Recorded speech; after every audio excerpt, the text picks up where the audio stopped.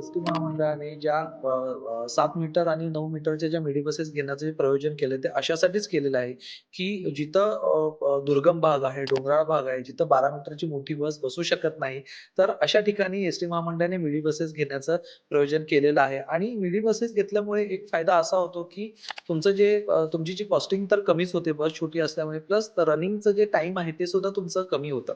त्याच्यामुळे ह्या mini buses ते नेमकं कसं? कारण की छोट्या ज्या बसेस आहेत, हं. म्हणजे उदाहरण द्यायचं झालं तर तुमची कार ट्रॅफिकमध्ये अडते, पण टू व्हीलर तुमची पटकन जाते.